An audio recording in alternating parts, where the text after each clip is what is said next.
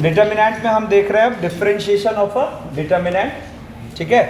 तो जैसे देखो मैंने यहां पे एक फंक्शन अज्यूम कर रखा है px, ध्यान दो, जिसमें जो एलिमेंट्स है उसकी जगह x के फंक्शंस लिखे हुए हैं f1 f2 f3 g1 g2 g3 h1 h2 h3। आप सोच के देखो, जब आप डिटर्मिनेंट को ओपन करोगे तो ये एक x का फंक्शन बन जाना है, ठीक है। तो अगर हम इस फंक्शन का डिफरेंशिएशन करना चाह रहे हैं, मतलब हम p डैश x लिखना चाह रहे हैं, तो उसके एक तो रास्ता क्या है, आप डिटर्मिनेंट खोल लो, अरे कॉन्सेंट्रेट करो, एक तो रास्ता क्या है, आप डिटर्मिनेंट खोल लो और उसको डिफरेंशिएट कर लो, है ना।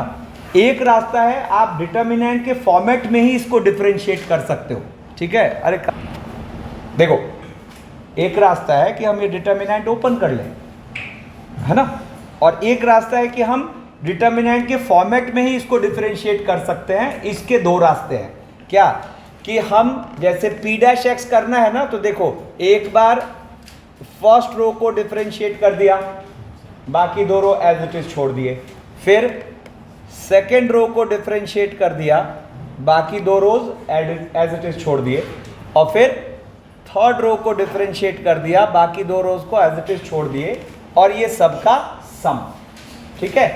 जो काम हमने यहाँ रो वाइज करा, सेम काम हम यहाँ देखो कॉलम वाइज भी कर सकते हैं। मतलब अगर हमें p डैश x चाहिए तो सेम काम हम यहाँ कॉलम वाइज भी कर सकते हैं। देखो फर्स्ट कॉलम को डिफरेंशिएट कर दिया, बाकी दो को छोड़ दिया, फिर बीच में प्लस, ध्यान दीजिए, सेकेंड कॉलम को डिफरेंशिएट कर दिया, बाकी दो को छोड़ दिया, फिर प्लस थर्ड कॉलम को डिफरेंशिएट कर दिया, बाकी दो को छोड़ दिया, ठीक है ना। तो कई बार आपको ये जो फॉर्मूला है ना डिफरेंशिएशन का, डिटर्मिनेंट के फॉर्मेट में ही रख के, है ना, ये कई बार क्वेश्चन सॉल्विंग में बहुत फ्रूटफुल होता है।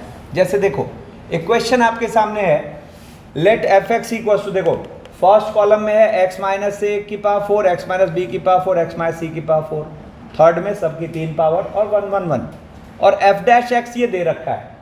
अगर आप उस फॉर्मेट को समझ गए तो आपको यहाँ लैम्डा रीड एंड रिप्लाई दिखेगा। बताओ what is the answer. Lambda की वैल्यू, लैम्डा की वैल्यू 3। सोचो क्यों। हम यहां पर क्या करेंगे, इसको कॉलम वाइज डिफरेंशिएट कर देते हैं। तो जब आप कॉलम वाइज डिफरेंशिएट करोगे तो देखो फर्स्ट कॉलम का करा तो 4x माइनस ए का क्यूब, 4x माइनस बी का क्यूब और 4x माइनस सी का क्यूब, और बाद बाकी को एज इट इज छोड़ दिया। इसमें कुछ अच्छा फील हो रहा है क्या? अच्छा फील हो रहा है? 4 कॉमन होते ही अपने फर्स्ट और सेकंड कॉलम क्या हो जाएगा, सेम, और ये डिटर्मिनेंट क्या हो जाएगा, 0। फिर प्लस, ध्रुव कहाँ ध्यान है, देखो, फिर प्लस फर्स्ट को छोड़ दिया, इस बार सेकंड को कर रहे हैं, फर्स्ट और थर्ड को छोड़ दिया, तो x माइनस ए की पावर 4, x माइनस बी की पावर 4, x माइनस सी की पावर 4 और 3x माइनस ए का स्क्वायर। अद्वैक ध्यान दो, 3x माइनस बी का स्क्वायर और 3x माइनस सी का स्क्वायर और 1 1 1, है कि नहीं। और लास्ट वाला तो फिर क्या होगा, 1 1 1 का डिफरेंशिएशन करोगे तो वो तो ऐसे ही क्या हो गया, 0।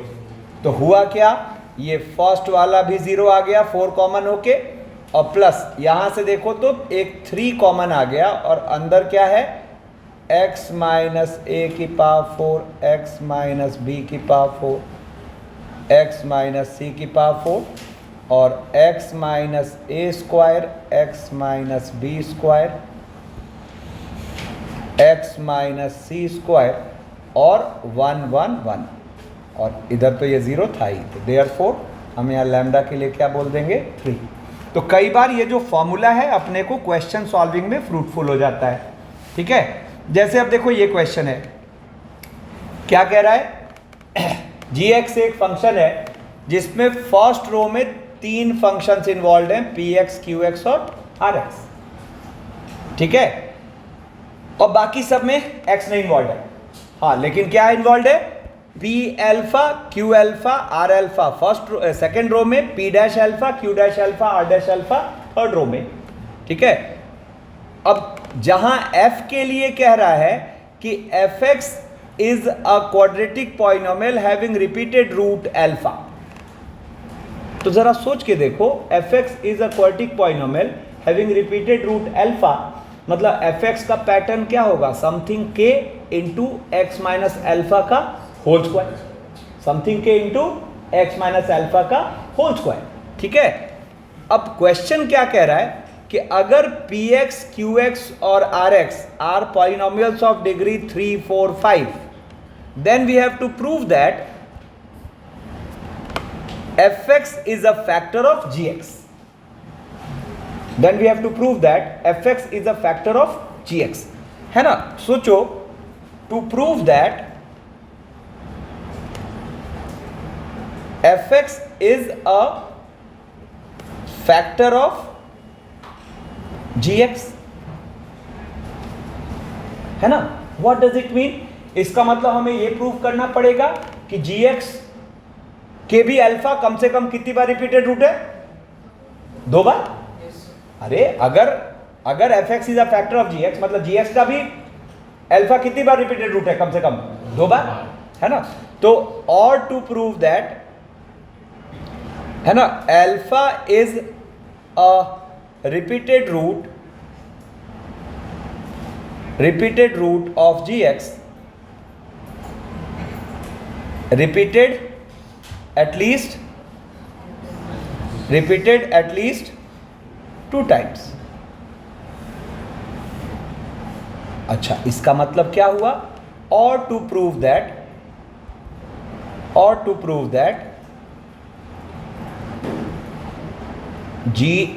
g अल्फा 0 एंड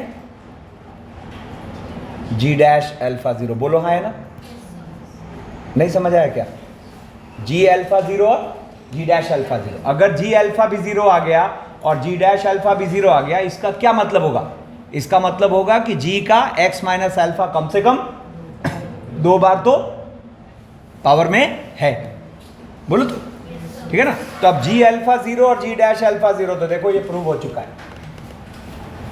क्या आप अगर g अल्फा देखो तो g अल्फा में क्या हो जाएगा, फर्स्ट वाला आ जाएगा p alpha, q alpha, r alpha, है ना।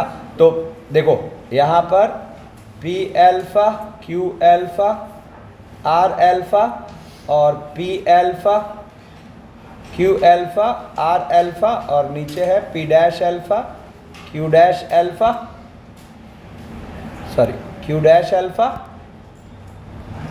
r डैश अल्फा, ये क्या हो गया 0।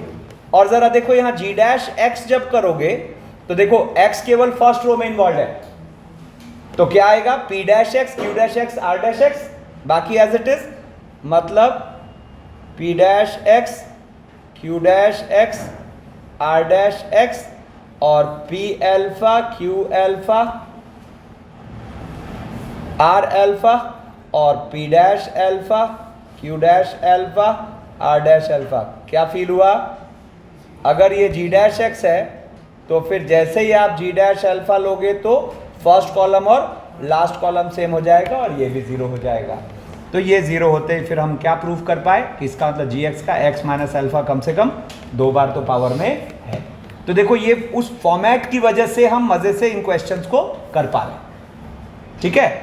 अब देखो, लेकिन अब ये क्वेश्चन लेने का पर्पस क्या है, जरूरी नहीं कि वो फॉर्मेट लागू ही हो, है ना। तो देखो ये क्वेश्चन एक एग्जांपल है, यहां पर आपको f डैश x निकालने कह रहा है, ठीक है ना। तो अब आप देखो बात नहीं, ये f डैश x आपको यहां निकालने कह रहा है ना। तो आपको लास्ट क्लास में एक बात सिखाई थी कि कई बार हम डिटर्मिनेंट को सीधा ओपन कर लेते हैं, ठीक है ना। तो यहां आपको किसी प्रॉपर्टी की जरूरत नहीं है, आप सीधा क्या करिए, फर्स्ट रो के अबाउट इसको ओपन कर लीजिए और देखिए ट्रिगोनोमेट्रिक फॉर्मूले लग रहे हैं, करा था ना लास्ट क्लास में। तो देखो यहां पर क्या होगा, जब हम fx निकालेंगे तो a स्क्वायर, मैं शॉर्ट में करता हूं, तो देखो this into this minus this into this, बात नहीं, क्या हुआ अद्विक बताओ, हाँ क्यों करना चाह रहे हो, ये इसी लाइन में खत्म हो रहा है ना। तो जब अगर आपको ट्रिगोनोमेट्रिक फॉर्मूला लग रहा है तो क्यों लगाना प्रॉपर्टी, है ना। डिटर्मिनेंट जो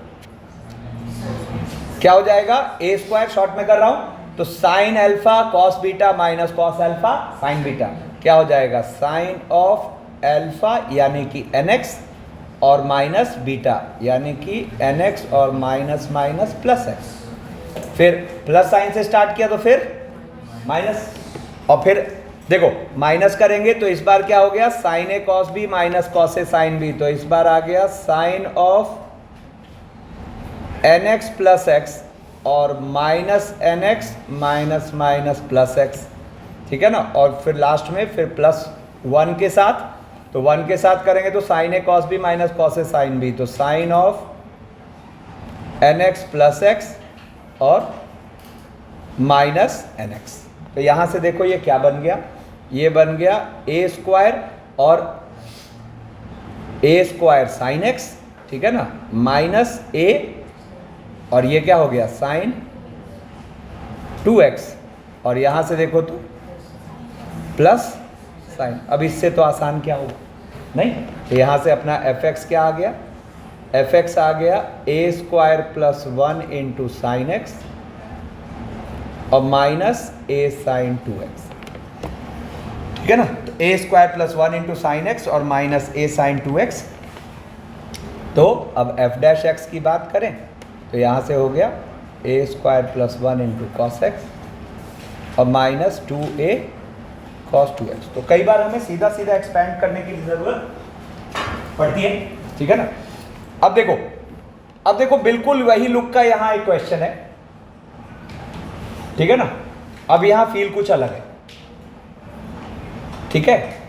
अब आप देखो तो यहाँ आपको f डैश एक्स 0 फील होगा। कितने लोग एक बार में बात समझ गए, रो वाइज डिफरेंशिएट करिए फील हो जाएगा। बोलो क्या होगा, जब आप डिफरेंशिएट करोगे तो f डैश एक्स में पहली बार में तो ये 0 0 0 और ये जो भी है, बोलो, फिर प्लस दूसरी बार में देखो यहाँ जो भी है, और यहाँ पे क्या हो जाएगा cos x प्लस n, क्या cos x और cos x माइनस n, ठीक है ना। और यहाँ पर cos x plus n, cos x और cos x माइनस n, ये क्या हो गया 0। और इसी के साथ ये छोड़ा और इसको एज इट इज कॉपी किया, sine x plus n, sine x और साइन x माइनस n, और यहाँ क्या हो जाएगा minus sine x plus n minus sine x और minus sine x minus n minus sine x minus n। तो देखो इसकी खास बात क्या है, अगर आपको ग्रिप आ गया, ठीक है ना, तो आपको पेन चलाने की जरूरत नहीं है, सीधा दिख जाना है, ठीक है ना। तो यहां से हमें क्या दिख गया, 0 प्लस 0 प्लस 0, ठीक है ना। तो मतलब इस फॉर्मेट का भी इस्तेमाल होता है क्वेश्चंस में, बिना इस फॉर्मेट के भी हम करते हैं डिटर्मिनेंट के डिफरेंशिएशन। मतलब कोई हार्ड एंड फास्ट रूल नहीं है, जहां जो आपको सूटेबल लगे, ठीक है, बात नहीं, ठीक है। अब देखो जैसे ये क्वेश्चन है, कह रहा है कि लेट, ये अपने पास एक डिटर्मिनेंट है, दिख रहा है ऑब्वियसली कि 4 डिग्री का पॉलिनोमियल है। अब अपने से ये d और e की वैल्यू पूछा है, ठीक है ना। तो d और e की वैल्यू, और जानबूझ के यहाँ ऐसा डिटर्मिनेंट फ्रेम किया है कि आप प्रॉपर्टीज के थ्रू चलने की कोशिश करोगे तो बुरे फंसोगे, ठीक है ना। तो यहाँ पे it is as simple as कि आप x की जगह एक बार 0 डाल दो, ठीक है ना। तो 0 डालोगे तो क्या होगा, 0 माइनस 1 3 1 0 माइनस 4 और माइनस 2 4 0, और राइट साइड ये हो गया 0 प्लस ई, किसकी वैल्यू आ चुकी है ई। और अब एक बार इसको डिफरेंशिएट कर दो both side with respect to X, with respect to X, तो क्या होगा 2x प्लस 3 1 1, और बाकी तो एज इट इज, तो प्रीवियस स्टेप से देख लेंगे। First row as it is 1 2 1, third row as it is, ठीक है ना। फिर फर्स्ट और second row as it is, और थर्ड क्या हो गया 1 1 और 3, है ना। और राइट साइड क्या हुआ जरा देखना, रुको इसको थोड़ा छोटा कर लेते हैं। राइट साइड क्या हुआ, है ना, इधर हम 4ax³ प्लस 3bx² और प्लस 2cx और प्लस d रख पाए, है ना।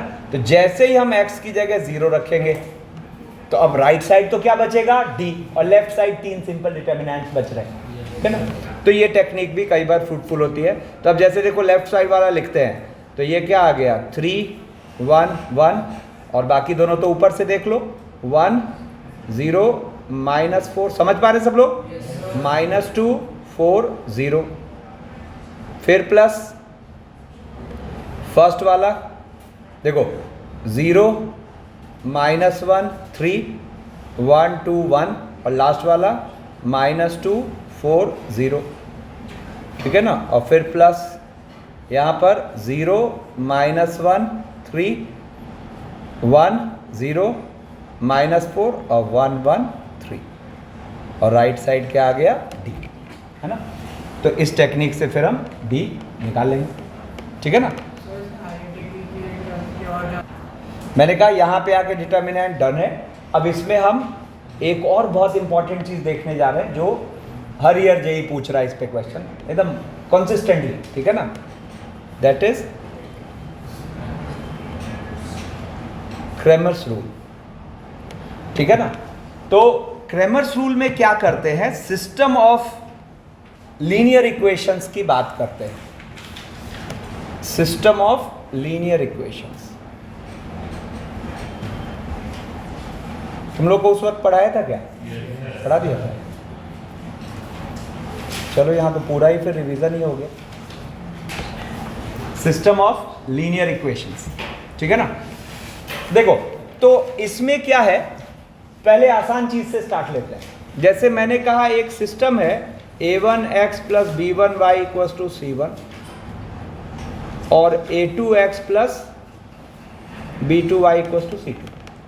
आप ऐसे 2 वेरिएबल के सिस्टम को मस्त एकदम सॉल्व करना जानते हैं, बोलो ठीक है। अब इसको थोड़ा हम क्रेमर्स रूल के हिसाब से देखना चाह रहे हैं। तो मैं यहां पर क्या करूंगा, एक डिटर्मिनेंट मानूंगा d जो कि एक्स वाई के कोफिशिएंट्स का डिटर्मिनेंट होगा। तो यहां पर a1 b1 a2 b2, ठीक है। एक डिटर्मिनेंट में मानूंगा d1 जो कि d के फर्स्ट कॉलम को ये c1 c2 से रिप्लेस करने से बनेगा, ठीक है ना। लास्ट रो ध्यान दो, तो यहाँ पे c1 c2 बाकी हमने एज इट इज छोड़ दिया, और एक डिटर्मिनेंट में मानूंगा d2, इसके लिए d के सेकेंड कॉलम को c1 c2 से रिप्लेस करेंगे, बाकी को एज इट इज छोड़ेंगे। तो ये हो गया क्या अपने पास a1 a2 और c1 c2। अब यहाँ क्रेमर्स रूल क्या कहता है कि इफ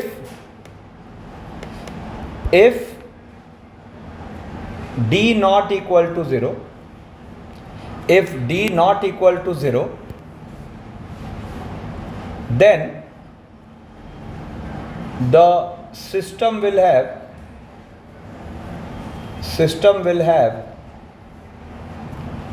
unique solution, और उस केस में द सोल्यूशन इज क्या, वो जो सोल्यूशन है वो होगा x equals to d1 upon d, y equals to d2 upon d, है ना। अब इसका एक ज्योमेट्रिकल इंटरप्रिटेशन भी है। अगर आपको इस सिस्टम का यूनिक सोल्यूशन मिल रहा है, मतलब बेसिकली अगर देखा जाए तो ज्योमेट्रिकली ये 2 स्ट्रेट लाइंस ही तो है, ठीक है ना। तो इसका मतलब हम कह सकते हैं 2 लाइंस, है ना, 2 इंटरसेक्टिंग लाइंस, बोलो हाँ है ना, 2 इंटरसेक्टिंग लाइंस, ठीक है। अब देखो यहीं पे अब कहानी आगे बढ़ती है कि इफ d इक्वल टू 0, है ना, तो अब यहां से फिर d1 d2 डिसीजन देंगे। इफ d इक्वल्स टू 0 और इसके साथ d1 d2 दोनों 0, then the system will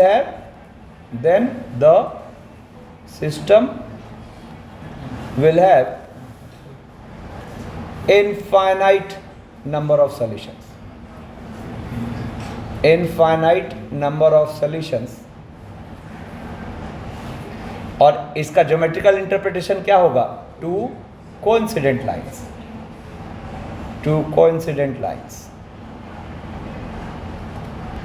ठीक है, और यहीं पे आ जाएगा इफ d0 के साथ d1 और d2 नॉन जीरो, d1 और d2 non zero, then the system will have no solution.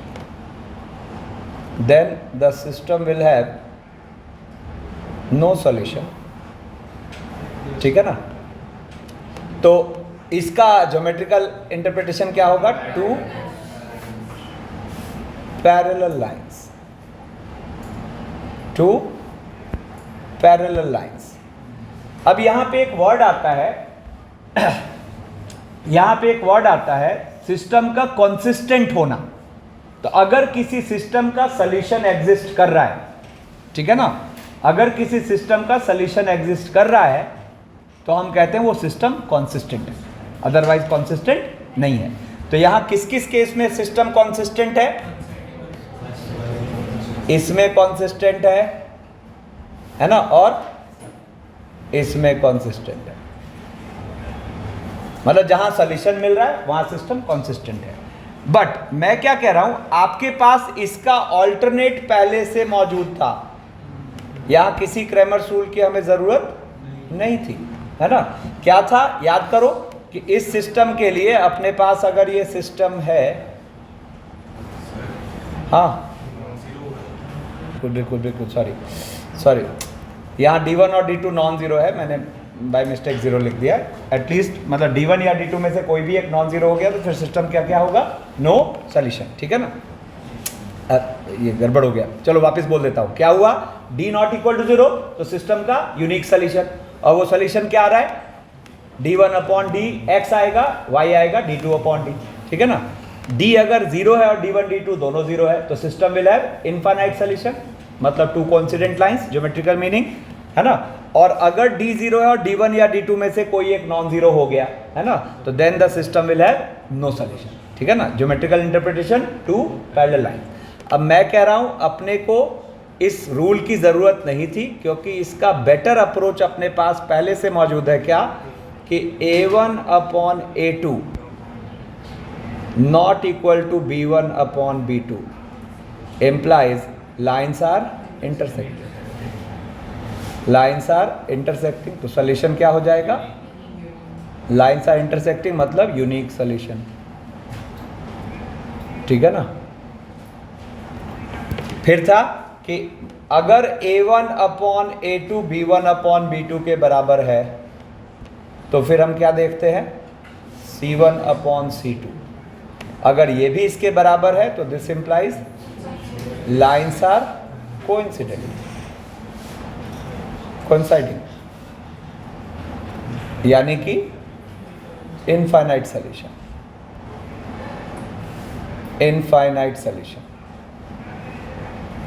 ठीक है? और फिर क्या था? अगर a1 upon a2 equals to b1 upon b2, लेकिन यहां पर not equal to c1 upon c2, तो this will imply lines are parallel.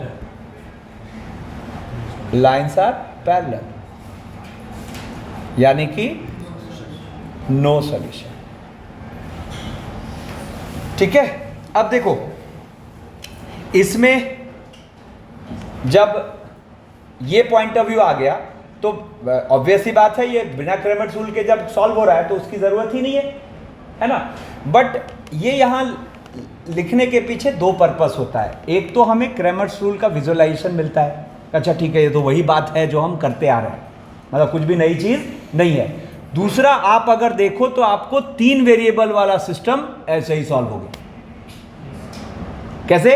अब 3 वेरिएबल वाला सिस्टम आएगा तो वहां 3 चीजें आएंगी। एक तो आएगा डी, एक आएगा D1, एक आएगा D2, एक आएगा D3, ठीक है ना। और फिर क्या हो जाएगा, अगर D नॉट इक्वल टू 0 है तो system will have unique solution, और वो सॉल्यूशन क्या होगा, x equals to D1 by D, y equals to D2 by D, z equals to D3 by D. तो इसके विजुअलाइजेशन के थ्रू 3 वेरिएबल वाला अपने आप सॉल्व हो जा रहा है, याद रखना भी आसान हो रहा है, इस वजह से इसको देख रहे हैं। अदरवाइज 2 वेरिएबल का अगर क्वेश्चन आया तो सॉल्व उसको अल्टरनेट मेथड जो है उसी से करना है, ये हमेशा बेटर होगा, ठीक है। अब देखो, तो 3 वेरिएबल पे जाने से पहले एक चीज समझते हैं, है ना। इसको एज अ फैक्ट अभी मान के चलिएगा कि ax plus B Y plus C Z equals to D, ये स्पेस में क्या रिप्रेजेंट करता है, तो रिप्रेजेंट्स 3 डायमेंशनल हो गया ना, एक्स वाई जेड तीनों आ गया, तो रिप्रेजेंट्स क्या, plane, represents a plane in space, represents a plane in space। इतना ही नहीं, where ai cap plus bj cap plus ck cap is a vector perpendicular to this plane, vector perpendicular to this plane, perpendicular to this plane, to this plane। इसका मतलब देखो, अगर हमें अब के बाद कहीं दिखता है, मान लो 2x minus 3y plus 7z equals to 4, तो इसको देख के क्या फील होगा, ठीक है, कुछ इस तरह का प्लेन सरफेस, ठीक है ना। और इतना ही नहीं, ये जो प्लेन सरफेस है इसका जो नॉर्मल वेक्टर होगा वो हमें पता होगा, इस और एक वेक्टर पता होगा, दैट इज 2i, है ना, माइनस 3j और प्लस 7k, ठीक है।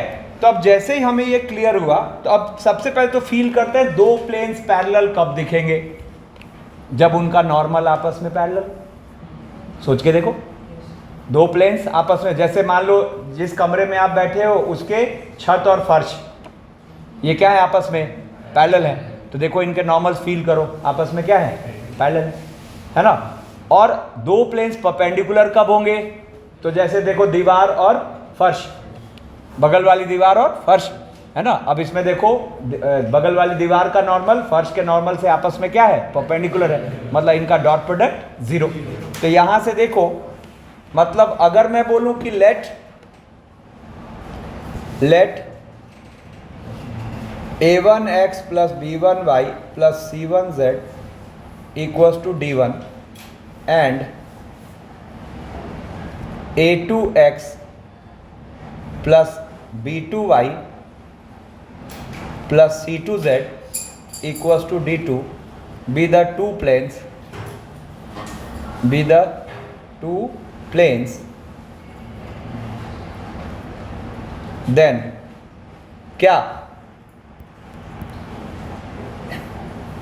a1i plus b1j plus c1k equals to lambda multiple of, 2 vectors parallel कब होते हैं समझ तो सब लोग, क्या, एक जो है वो दूसरे का क्या हो, स्केलर मल्टीपल हो, तो a1i plus b1j plus c1k equals to lambda of a2i plus b2j plus c2k।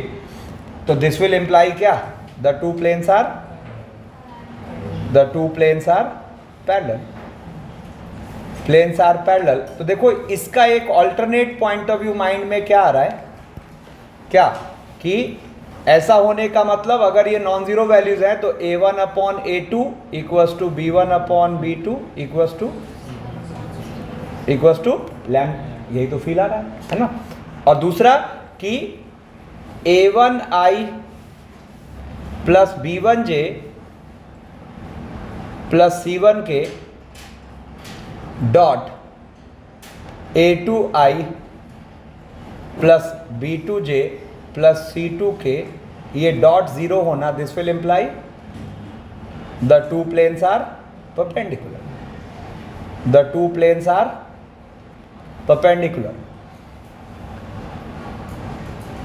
ठीक है, अब देखो ये हमें फील क्या करा रहा है, एक तरीके से A1 A2 plus B1 B2 plus C1 C2 equals to 0।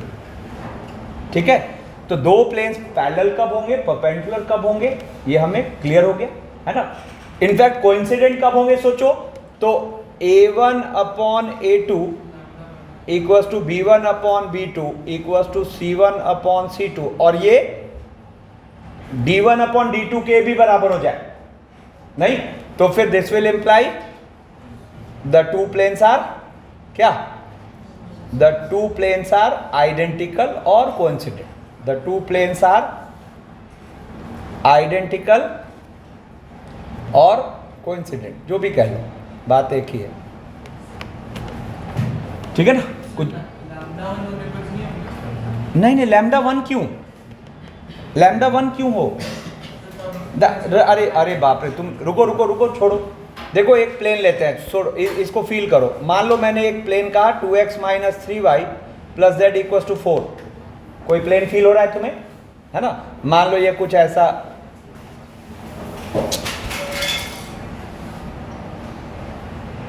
Random हमने कोई,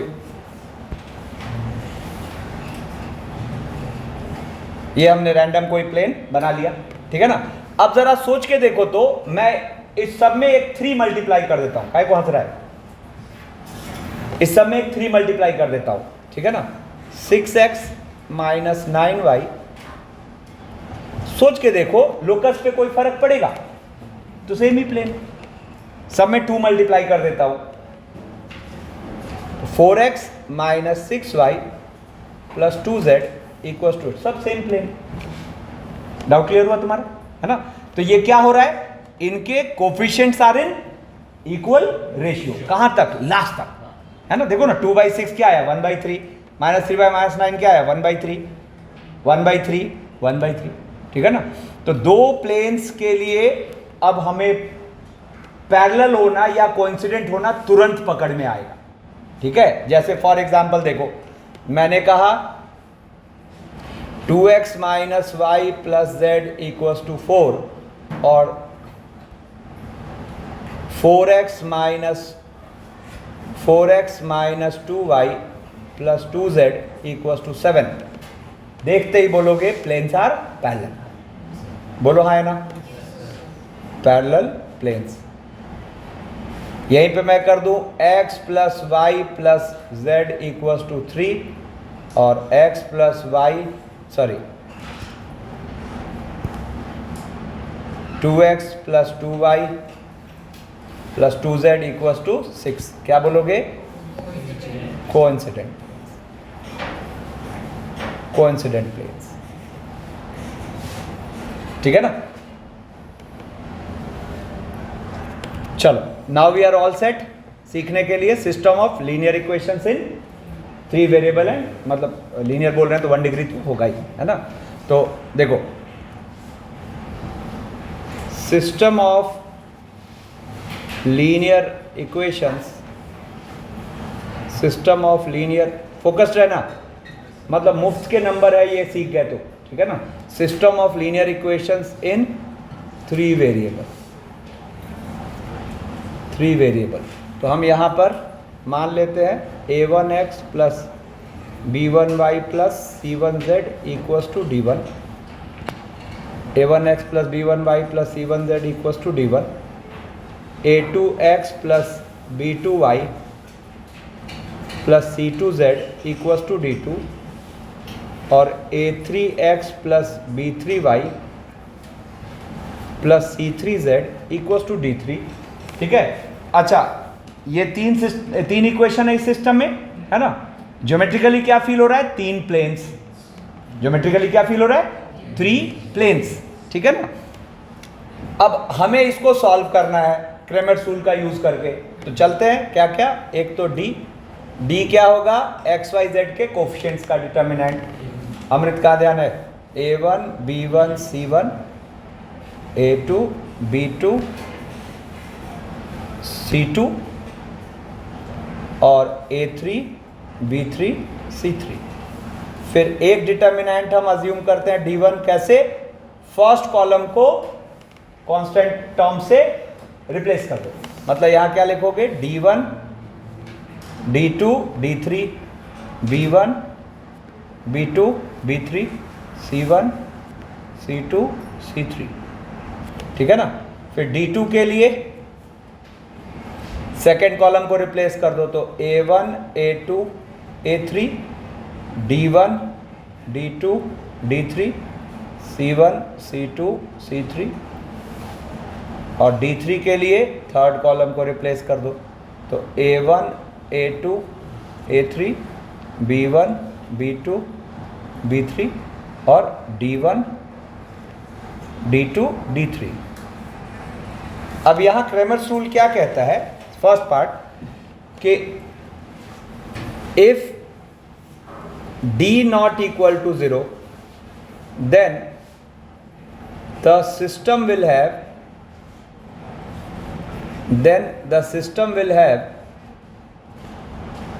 unique solution,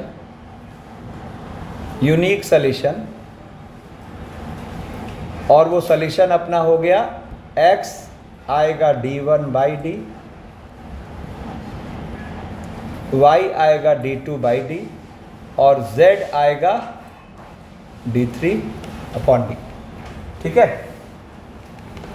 अब यहां आगे की चीज लिखने से पहले एक चीज सोचो, जैसे मैं यहां लिखना चाह रहा हूं क्या,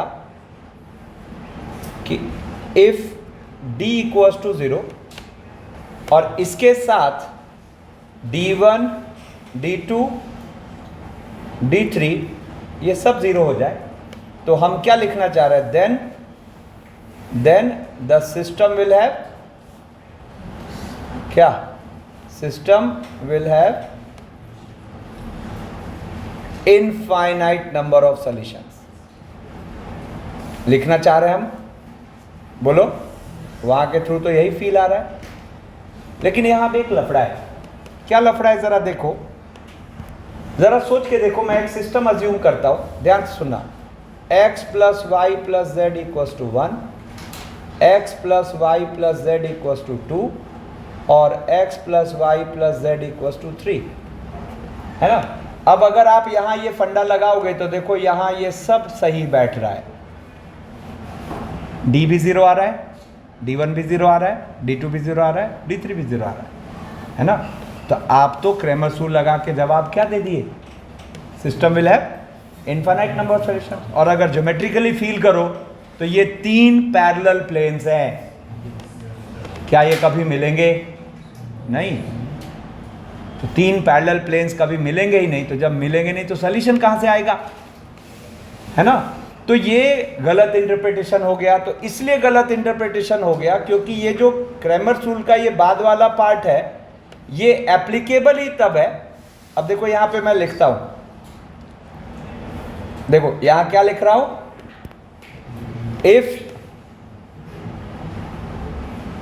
if the 3 equations are such that, if the 3 equations are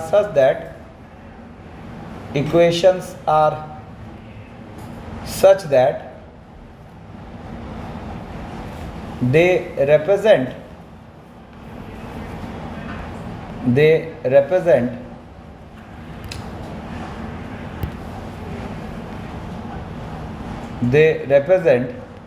three pairwise non-parallel planes,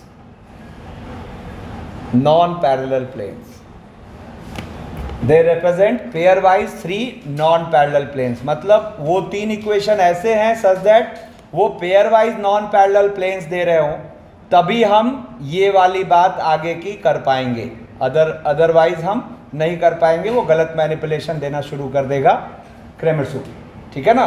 तो अब अगर ये ऊपर लिख दिया है, अब ये बिल्कुल पक्की बात है कि D 0 है और D1 D2 D3 तीनों 0 है, तो then the system will have infinite number of solutions.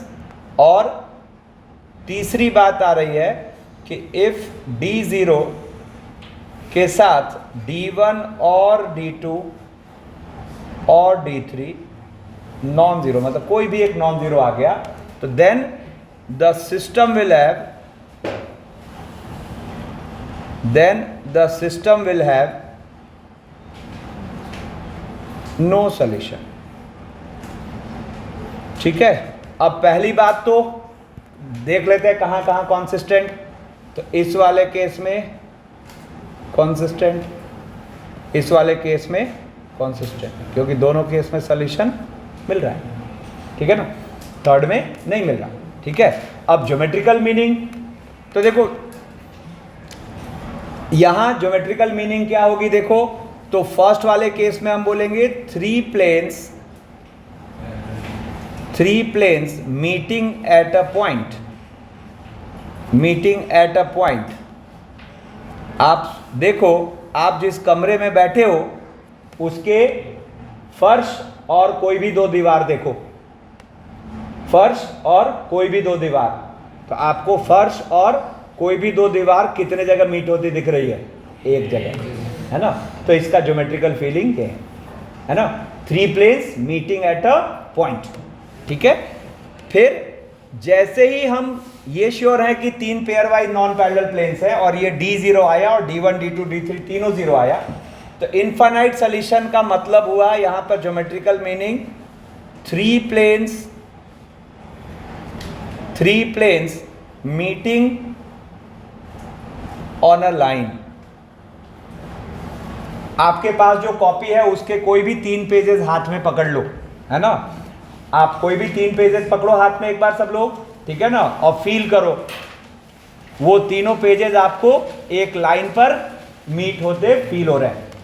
वो तीनों पेजेस आपको एक लाइन पर मीट होते फील हो रहे हैं। तो बेसिकली हम कहेंगे थ्री कॉन्करेंट प्लेन्स, है ना। मतलब हम ये भी कह सकते हैं, देखो हम चाहे तो इस वाले पर्टिकुलर केस में ये भी कह सकते हैं थ्री कॉन्करेंट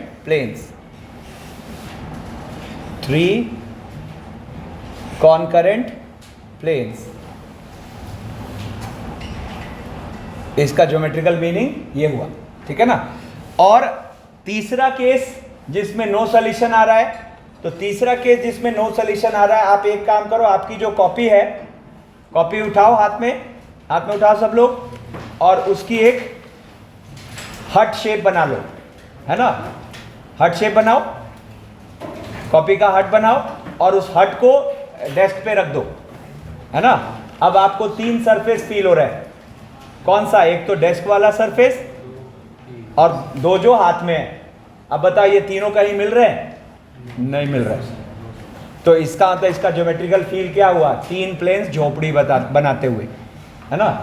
और सोफिस्टिकेटेड लैंग्वेज में बात करें तो three planes forming a triangular prism,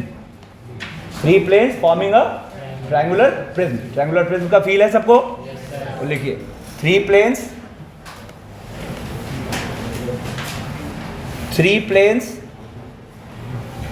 forming triangular prism, three planes forming a triangular prism. देखो तो यहां पे आके अपनी क्रेमर्स रूल की जानकारी पूरी होती है। अब आपके दिमाग में आएगा सर तो आपने ये कैटेगराइज अलग से कर दिया, ये वाली बात है ना, तो ऐसा जब आएगा तो क्या करेंगे? ये तो क्रेमर्स रूल से डील होगा ही नहीं, है ना। तो मैं क्या कह रहा हूं, आपको अगर इस कैटेगरी से बाहर कोई चीज आई तो एक्चुअली वहां क्रेमर्स रूल की जरूरत है ही नहीं, आपको सीधा रीड एंड रिप्लाई होगा नेचर ऑफ सॉल्यूशन। जैसे जरा देखना, मैंने कहा x plus Y plus Z equal to 1, अभी जो देखा था x plus Y plus Z equal to 2, x plus Y plus Z equal to 3। आपको यहाँ किसी क्रेमर्स रूल की जरूरत नहीं है। आपको यहाँ ज्योमेट्रिकली क्या फील हो रहा है? Three planes such that they are parallel. तो इसका क्या हम बोलेंगे इस सिस्टम के लिए? No solution. ठीक है ना। अब जैसे मान लो मैं बोल दूं क्या, 2x minus Y plus 3z equal to 4, 4x minus Y plus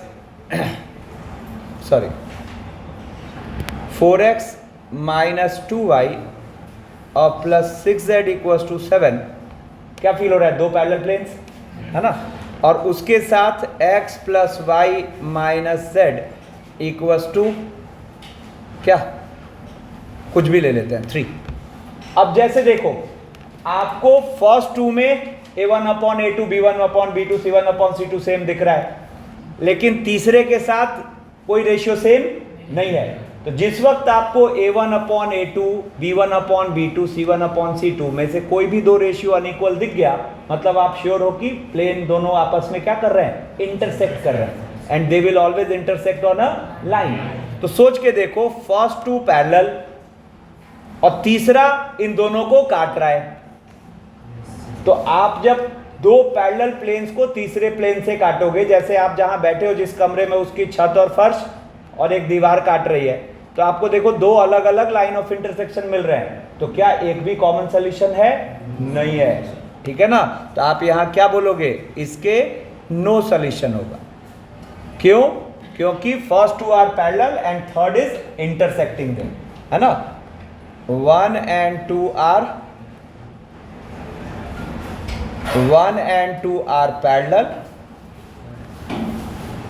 parallel and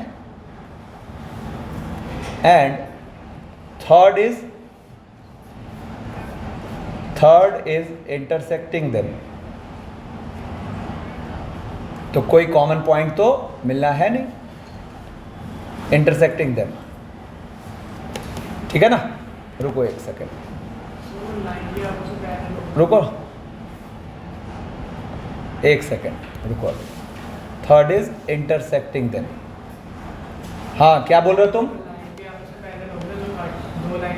और सोच के देखो, जैसे अब ये छत और फर्श है और एक प्लेन से हम काट रहे हैं, है ना, तो बिल्कुल बनेगी, पैरेलल तो बनेगी ना, क्योंकि वो उस प्लेन पे ही तो लाई कर रही है, ठीक है ना। अरे क्या कर रहे हो? मत करो। और अब यहीं पे देखो, एक छोटा सा चेंज करता हूं। देखो, एक अपना ये सिस्टम था, नो सॉल्यूशन, एक ये सिस्टम था। अब एक छोटा सा चेंज यहां करता हूं कि मैंने 2x minus Y plus 3z equals to 4 लिख दिया, और 4x माइनस 2y और प्लस 6z इक्वल्स टू 8 लिख दिया, ठीक है ना। और उसके साथ x plus Y minus z equals to 3 लिख दिया। अब इनफाइनाइट सॉल्यूशन है ना। क्यों? First and second are coinciding and third is intersecting, है ना। तो यहां पर हम कहेंगे इनफाइनाइट सॉल्यूशन, इनफाइनाइट सॉल्यूशन। समझ गए? एक्सपेंशन लिखना चाहते हो तो यहां पे 1 2 3 क्या बोलेंगे? यहां पर 1 and 2 are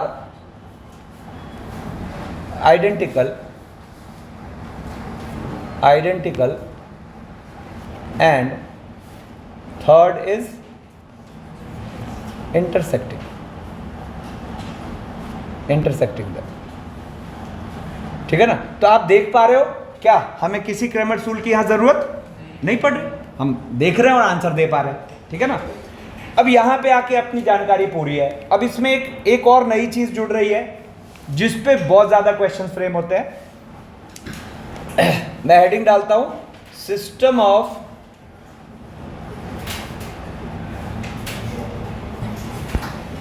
of homogeneous equations. बात नहीं, अरे मत पढ़ने पलटो, होमोजीनियस इक्वेशंस, अरे मत पलटो पढ़ने जबरदस्ती। इन 3 वेरिएबल, कितना खुश हो रहा है? इन 3 वेरिएबल, कुछ तो सर का काम डिफिकल्ट कर रहे हैं। चुप चुप। सिस्टम ऑफ क्या देखो, तो system of homogeneous equations in 3 variable and 1 degree अब ये होमोजीनियस का क्या चक्कर हुआ? तो होमोजीनियस में देखो, मैं यहीं से इसको कॉपी मारता हूं, ये जो हमने माना था एज इट इज कॉपी होगा। बस हुआ क्या, ये जो कांस्टेंट पार्ट है वो यहां 0 हो गया। तो होमोजीनियस वर्ड का यहां फील क्या है? आप देखो, हर टर्म की डिग्री अब क्या हो गई? 1 हो गई। बोलो ना, जीरो होने की वजह से हर टर्म की डिग्री क्या हो गई, 1 हो गई। ठीक है ना। तो अब हुआ क्या इसमें आप सबसे पहली बात तो देखो कि इस तरह का सिस्टम ऑलवेज कॉन्सिस्टेंट होगा। क्यों? क्योंकि 0 0 0 इसको क्या कर रहा है, सेटिस्फाई। अमृत कहां देख रहा है, 0 0 इसको क्या कर रहा है, सेटिस्फाई। x0 y0 z0 देखो इसको सेटिस्फाई कर रहा है, मतलब इस तरह का सिस्टम ऑलवेज कॉन्सिस्टेंट है। हाँ, बहस बस अब इस पे होगी कि केवल वही 0 0 आके रह जाएगा या उसके अलावा भी मिलेगा। ठीक है ना। तो अब देखो यहां पर सबसे पहले तो अपने पास जो d है, d तो वही एज इट इज कॉपी होगा, वहीं से उठा लेते हैं। d अपने पास क्या है, ये, और इसमें देखो यहां d1 d2 d3 जो है वो ऑटोमेटिकली क्या हो गया, 0। d1 d2 d3 ये हो गया 0। ठीक है ना। तो देखो यहां पर क्या आएगा, पहली बात तो कॉन्सिस्टेंट होगा, है ना। This system is always consistent. ठीक है ना। कौन सा सोल्यूशन, 0 0 0 इसका क्या है, is one of the solution, is a solution,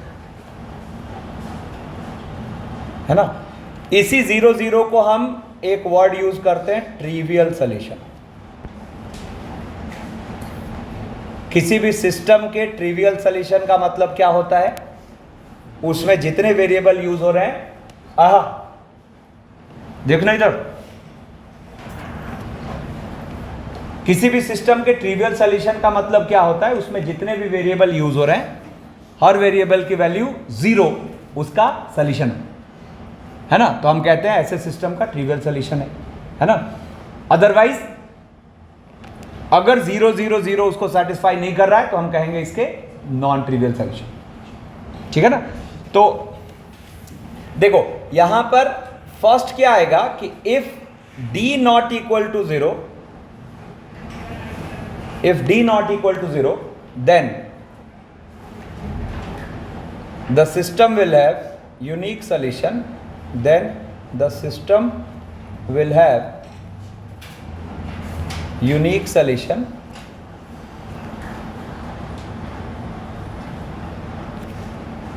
x equals to 0, y equals to 0, z equals to 0। once again यहां लिख देता हूं trivial solution।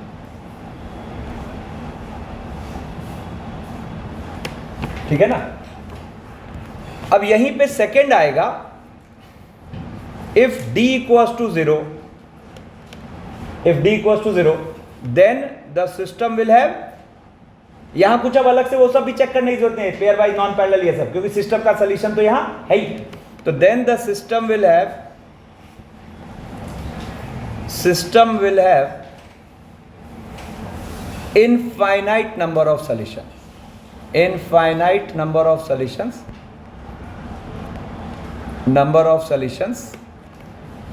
और उन इनफाइनाइट नंबर ऑफ सॉल्यूशंस में एक सॉल्यूशन अपना 0 0 0 भी होगा।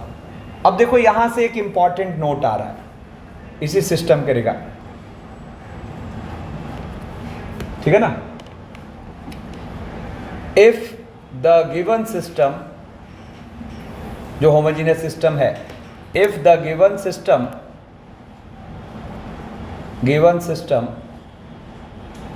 has non-trivial solution, if the given system has non-trivial solution, अब ये क्या बोलना चाह रहा है, इस सिस्टम का नॉन ट्रिवियल सॉल्यूशन है ना। तो क्या मैनिपुलेट होगा, मैनिपुलेट ये होगा कि फर्स्ट वाला केस तो कभी हो ही नहीं सकता। क्यों? क्योंकि अगर फर्स्ट हुआ तो केवल ट्रिवियल सॉल्यूशन ही तो आएगा। तो ये क्या कह रहा है कि इसके नॉन ट्रिवियल सॉल्यूशन है, ये थोड़े कह रहा है कि इसका ट्रिवियल नहीं होना चाहिए। ऐसा ये कह सकता है क्या? नहीं, क्योंकि इसका ऑलवेज एक ट्रिवियल सॉल्यूशन तो है ही, है ना। तो इसने कहा if the given system has non trivial solution, तो इसका मतलब फर्स्ट नहीं होना चाहिए, मतलब d0 होना चाहिए। फर्स्ट में क्या है, फर्स्ट केस क्या है, जब d नॉट इक्वल टू 0। तो डी 0 हो गया तो हर हाल में इन्फानाइट आएगा, तो अगर इन्फानाइट आएगा तो उसमें नॉन ट्रिवियल भी रहेंगे, क्योंकि ट्रिवियल तो एक ही होगा, कौन, 0 0 0, ठीक है ना। तो अब आप ये बात समझ गए, तो यहां से नोट क्या आया कि if the given system has non trivial solution then D equals to 0। अब सबसे ज्यादा क्वेश्चन इसी पर फ्रेम होता है, ठीक है। तो अब 2-4 क्वेश्चन से इसको फील कर लेते हैं। जैसे देखो एक क्वेश्चन है, find the number of values of k for which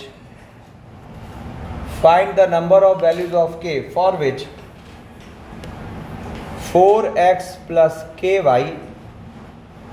plus 2z equals to 0, kx plus 4y plus z equals to 0, 2x plus 2y plus z equals to 0, possess non-trivial solution,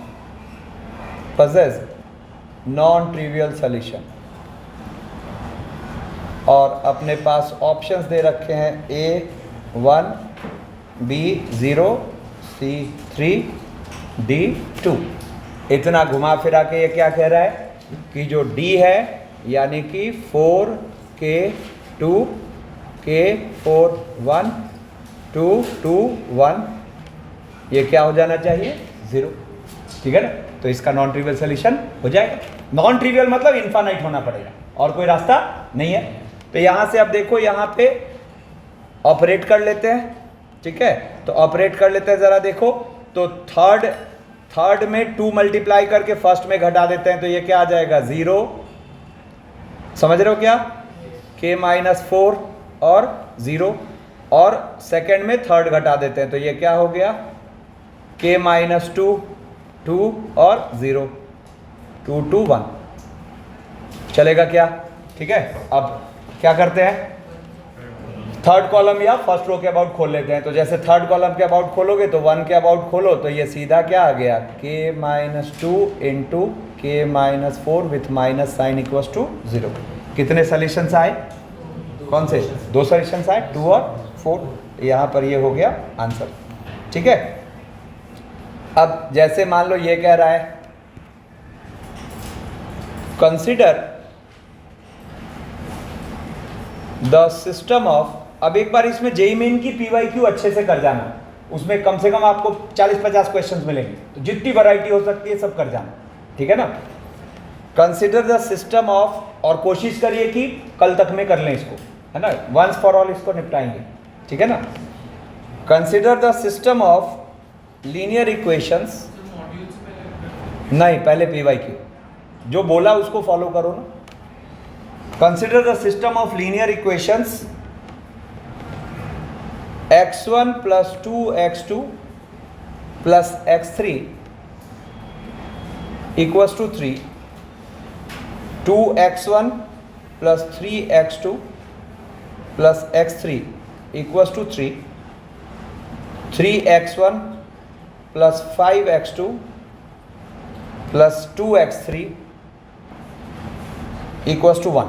अच्छा, मैं जैसे ही system देखता हूं सबसे पहला काम करता हूं पैरेलल कोइंसिडेंट चेक करता हूं। तो देखो यहां पे नहीं है, नहीं है, नहीं है ना। तो ये माइंड में अपने आप में चेक कर लेता हूं, आप भी ये हैबिट रखिए, ठीक है। अब देखो यहां के बाद फर्दर क्या कह रहा है, कंसिडर द सिस्टम, ये है। अब कह रहा है द सिस्टम हैज, और अपने पास ऑप्शंस है A infinite number of solutions, infinite number of solutions, B है एग्जैक्टली 3 सॉल्यूशंस।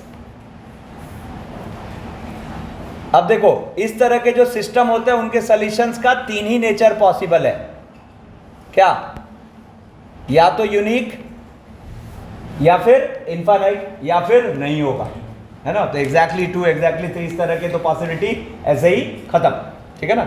सी कह रहा है यूनिक सॉल्यूशन, और डी कह रहा है नो सॉल्यूशन, नो सॉल्यूशन। ठीक है, अब सीधा हम अपना वो डिटर्मिनेंट लेके चलते हैं डी। क्या होगा 1 2 1 2 3 1 और 3 5 2, बात नहीं। अब ऑपरेट कर लेते हैं।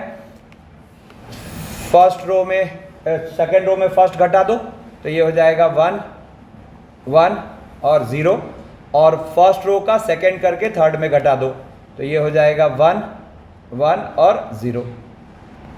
क्या आ गया 0, है ना। तो जब D 0 आया तो फिर इसके बाद क्या जाना होगा D1 D2 ऐसे, ठीक है ना। तो अब देखो यहाँ पर कोई भी एक लेके चलते हैं, जैसे D1, तो D1 के लिए क्या करते हैं 3 3 1 2 3 5 और 1 1 2 1 1 2। अब देखो यहाँ पर क्या करते हैं, थर्ड कॉलम का 3 मल्टीप्लाई करके फर्स्ट कॉलम में घटा देते हैं।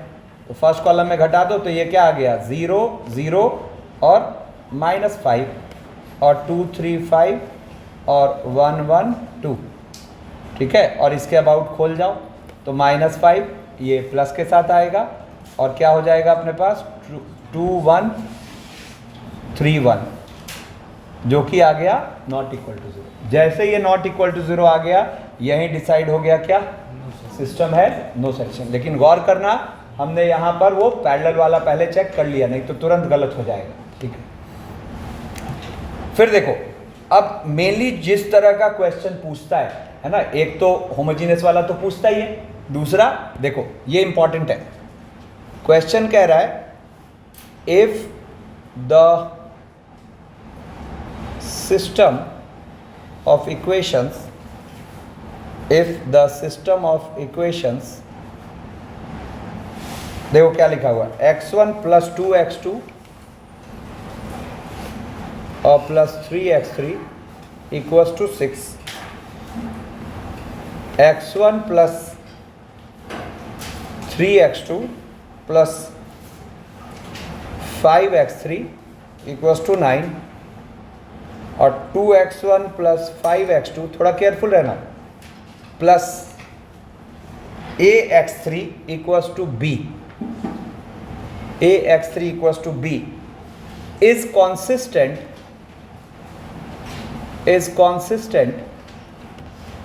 and has infinite number of solutions। यमन ध्यान दो, infinite number of solutions,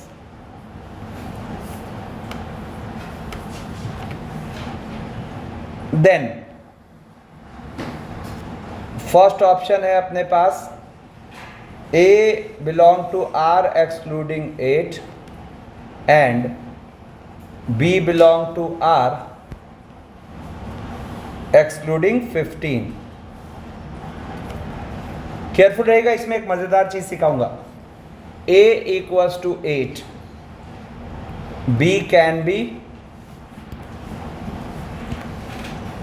B can be any real number, B can be any real number।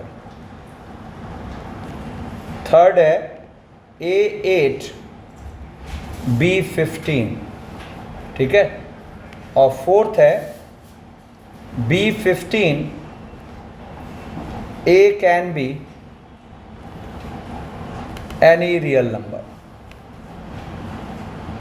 ये चार ऑप्शन हैं, ठीक है। जैसे ही बोला इनफाइनाइट तो सबसे पहला काम तो डी लिख लेते हैं।